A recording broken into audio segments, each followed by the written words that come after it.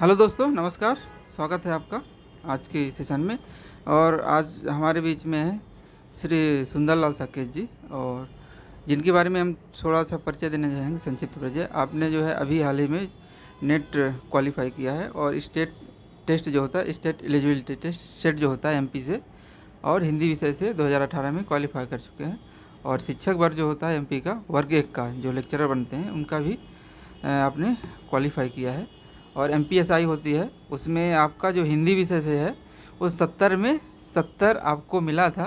तो इसके लिए मैं आपको बहुत बहुत शुभकामनाएं थैंक यू सर, देना बहुत बहुत चाहूँगा धन्यवाद सर। कि 70 में 70 एमपीएसआई जैसे टफ सिलेबस, और उसके क्वेश्चन पेपर में आपने 70 में 70 किया है हिंदी विषय से। तो आप थोड़ा सा स्कूली बैकग्राउंड से परिचय दीजिएगा श्रीमान जी। ज़रूर ज़रूर सर। एक्चुअल में मेरा स्कूलिंग तो सर गांव से ही हुआ। फिर मैं 11 से वैसे मैं कॉमर्स का स्टूडेंट रहा। हाँ। और फिर कॉलेज में भी मैंने बीकॉम और एमकॉम किया। हाँ। फिर सब्जेक्ट सब इंस्पेक्टर की मैं तैयारी कर रहा था। अच्छा, अच्छा। और सब इंस्पेक्टर के पेपर में जो है तो 70 नंबर की हिंदी आती है।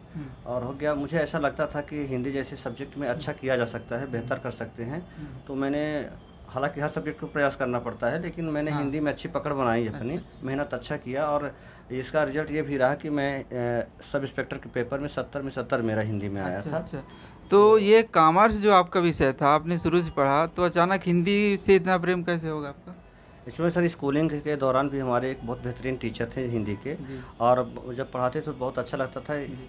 हालांकि मेरे 12th में भी हिंदी में डिस्टेंशन लगे हुए हैं। अच्छा, अच्छा। और सबसे अच्छा स्कोर उसी में हिंदी में मेरा था। हाँ। पढ़ने में रुचि हुआ करती जी। थी, लेकिन चूंकि सही मार्गदर्शन ना मिल पाने की वजह से समय में हाँ। कई बार इंसान भटक जाता है, और मैं कॉमर्स के स्टूडेंट हो गया।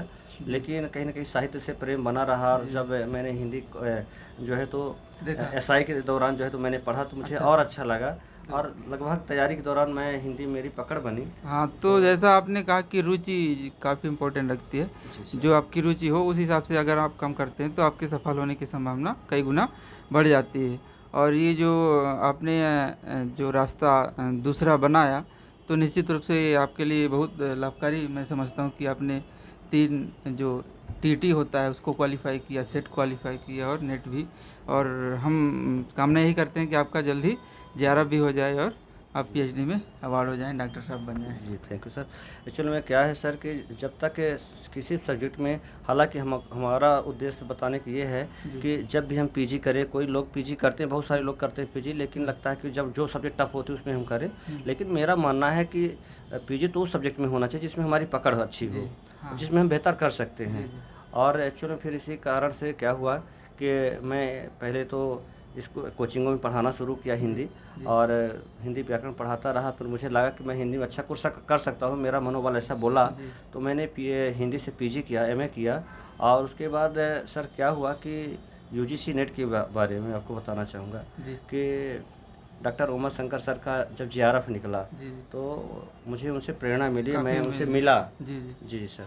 तो जब मैं मिला उनसे, तो मैं थोड़ा सर से मार्गदर्शन लिया। और मैं मार्गदर्शन लेने के बाद जो है तो मैं पढ़ाई शुरू किया। कई बार सर के पास मिलने जाता था कि सिलेबस की जानकारी लेता था, क्योंकि मेरे लिए यूजीसी नेट बहुत अलग सिलेबस था, और सेट का।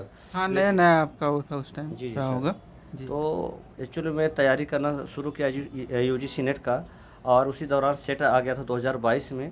और अच्छा, संयोग से पहली ही बार मेरा सेट जो है तो अच्छा। एमपी सेट निकल गया। तो ये आपकी बहुत अच्छी अपॉर्चुनिटी रही जी जी। कि आप नेट की तैयारी करते-करते आपका सेट निकल गया, और सेट जैसे ही निकला फिर आपका नेट भी ज़रूर, ज़रूर। क्वालिफ़ाई हो गया। अच्छा सर, मैं ये भी ज़रूर बताना चाहूँगा कि चूँकि नेट का जो सिलेबस होता है बहुत ब्रॉड सिलेबस होता है। हाँ। और यदि मन लगा के तैयारी किया जाए, तो जैसे वर्ग 1 के पेपर हैं, किसी भी सब्जेक्ट के यदि हाँ, कहा हाँ। जाए, वर्ग 1 हो गया, सब्जेक्टिव कह सकें, या सेट हो गया, बड़े आराम से निकल सकते हैं सर, हाँ, यदि अच्छा, अच्छा। चूँकि बड़े तो लेवल ये की एक तैयारी हो जाती है। अच्छा मतलब अपॉर्चुनिटी है, मैंने कहना चाहिए कि जो नेट की तैयारी कर रहे हैं अभ्यर्थी, तो उनको शिक्षक वर्ग 1 जो होता है, लेक्चरर का होता है, उसमें उनको आसानी से क्वालिफ़ाई जी, करने जी में सर। सहायता मिलती है। जी सर, ज्ञान का लेवल थोड़ा बढ़ जाता है। हाँ। और नॉलेज अपना जब बढ़ जाता है तो उसमें और बेहतर कर सकते हैं। और अच्छा। लगभग यूजीसी नेट का लेवल तो आप सर जानते हैं कि काफ़ी लेवल है, नेशनल लेवल का पेपर है। हाँ, तो लगभग स्टेट लेवल के पेपर निकल जाते हैं सर। अच्छा अच्छा, मतलब एक सब्जेक्ट में आप महारत हासिल कर ले, अगर आप यूनिवर्सिटी जैसी संस्थाओं में, महाविद्यालयों में अध्यापन का कार्य करेंगे तो स्वाभाविक है कि आपका यूजीसी ऐसे ही लोगों को चुनेगा जिनके पास उस विषय की अच्छी दक्षता होनी चाहिए। और ये सभी विषय में होता है लगभग, जी है ना? सर, ऐसे सभी सब्जेक्ट में होता है। ये CISR, यूजीसी नेट। हाँ, सभी सब्जेक्ट में सर यही है कि अपने सब्जेक्ट में अच्छी पकड़ है अच्छा और यूजीसी नेट के लिए हम तैयारी कर रहे हैं। हाँ। चूँकि ये सबसे लेवल का पेपर होता है हमारे हिसाब से। अच्छा और फिर यदि स्टेट के जो पेपर हैं, जैसे सेट हो गया, स्टेट एलिजिबिलिटी टेस्ट हो गया आपका, और जो मतलब स्टेट जो शिक्षक भर्तियां होती हाँ हैं, जैसे टेट हो गया, हाँ वर्ग 1 जो हो गया, जी जी तो इसमें सर अच्छा किया जा सकता है। हाँ।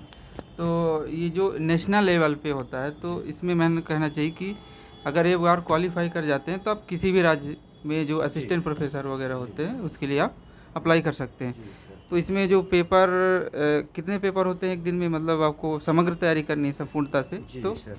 तो एक्चुअली में यूजीसी नेट का जो सर सिलेबस होता है, इसमें 2 पेपर होते हैं, है ना? दोनों एक पेपर एक ही दिन होते हैं कि अलग अलग होते हैं? ऑनलाइन सर पेपर होते हैं, तो दोनों पेपर साथ में ही होते हैं, हाँ है ना? और टाइम 3 घंटे का दिया जाता है इसमें।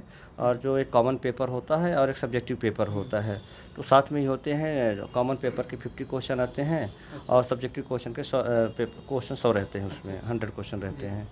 तो सर यही है कि सिलेबस के अकॉर्डिंग जैसे जो भी हमको तैयारी करनी होती है, जी और बाकायदे जैसे सिलेबस होता है, सबसे पहले तो हमारा ये मानना है कि किसी भी तैयारी कर रहे हैं सब्जेक्ट की, तो उसका सिलेबस पहले याद होना चाहिए। सिलेबस से कई बार ऐसा मैंने देखा है पेपर के दौरान कि यदि सिलेबस अच्छा याद है, तो पकड़ बनी हुई सिलेबस में, तो कई बार सिलेबस से ही क्वेश्चन कुछ ऐसे बन हाँ, जाते डायरेक्ट हैं। क्वेश्चन हाँ, दे दिए जाते हैं, कौन सी बिल्कुल। कहानी है, निबंध है, उपन्यास है, ऐसे कई बार मिल जाती है, हाँ। तो उससे भी सर कुछ क्वेश्चन सही हो जाते हैं, इसलिए सिलेबस में अच्छी पकड़ होनी तो चाहिए। जो विज्ञान समूह के होते हैं उनको CISR होता है, जी जी सर। निगेटिव मार्किंग होती है, तो उसमें 3 पार्ट में डिवाइड होता है। अच्छा सर, उसके बारे में ज़्यादा तो अच्छा, आपने जो नेट क्वालिफाई किया है, CISR जो होता है साइंस बैकग्राउंड के जो होते हैं उनके लिए होता है। जी तो इसमें जो फर्स्ट पेपर और सेकंड पेपर एक ही दिन होता है नेट के लिए। तो इसमें जो कैंडिडेट होते हैं तो उनको एक बेनिफिट ये होता है कि जो फर्स्ट और सेकंड पेपर का जो टाइम का कम्बिनेशन है जी सर। वो मैनेज कर पाते हैं। अगर फर्स्ट पेपर मजबूत है तो फर्स्ट पेपर का टाइम जो है सेकंड पेपर के लिए कंज्यूम कर पाते हैं। कर पाते हैं। ये एक बड़ी अच्छी सुविधा हो गई है। जैसे अदर एग्ज़ाम होते हैं तो उसमें 2 पेपर होते हैं लेकिन दोनों अलग अलग होते हैं, 2 शिफ्ट में होते हैं, लेकिन यहाँ एक ही शिफ्ट में होता है। सर एक ही शिफ्ट में होता है, लेकिन मैंने ये भी देखा, जैसे मेरा पहली बार में यूजीसी नहीं निकला, 2-3 बार पहले भी मैंने दिया, तो कई बार ऐसा होता है कि पेपर देने से आइडिया भी मिलती है सर। जो जैसे मैं प्रैक्टिस सेट लगाता था, तो जो क्वेश्चन की प्रकृति हुआ करती थी, जो उनके मतलब जो ऑप्शन बनते थे, कई बार ऑप्शन को एलिमिनेट करना भी सीखना चाहिए कि कैसे जो है, तो जैसे जो प्रैक्टिस सेट होते हैं उसी के अकॉर्डिंग मैंने देखा कि लगभग ऑप्शन बनते हैं। तो क्या होता है कि एक एक्सपीरियंस हो जाता है, लगातार पेपर देने से भी एक्सपीरियंस बनता है। तो टाइम कैसे हमको बचत करना है, इसकी पहले प्लानिंग कर लेता है इंसान कि हम पेपर इस बार जाएंगे तो इस बार हम जो है तो पहले जो है तो सब्जेक्टिव करेंगे, या कि पहले जो है तो कॉमन पेपर को करेंगे। तो इस प्रकार से पहले प्लानिंग बनानी पड़ती है। तो यदि प्लान बना के जाते हैं तो हम टाइम को मैनेज कर लेते हैं। जी सर। और जो भी टाइम अगर एक विषय से बचता है तो उसका उपयोग दूसरे विषय में जी जी सर। कर सकते हैं, क्योंकि दोनों पेपर जो है कंटिन्यू में ही रहते हैं, 3 घंटे का समय रहता है। तो आपका जो है नेट निकला है तो PhD भी साथ में एडमिशन के लिए निकल गया होगा? जी जी सर, हाँ, PhD भी साथ में निकला हुआ है। तो अब आप JRF के लिए अभी? ज़रूर सर, मेरा प्रयास निरंतर जारी रहेगा, और इसीलिए मैंने PhD में एडमिशन ही लिया था अभी तक, कि जब तक सर का मार्गदर्शन था, डॉक्टर उमा शंकर सर का, कि जिससे मैं JRF कर पाऊँ।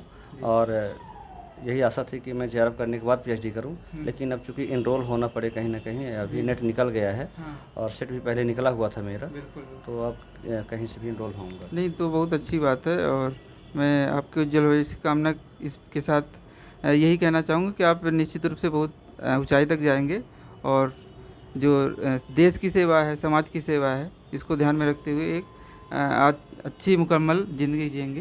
तो इन्हीं शुभकामनाओं के साथ बहुत बहुत आपका धन्यवाद। धन्यवाद।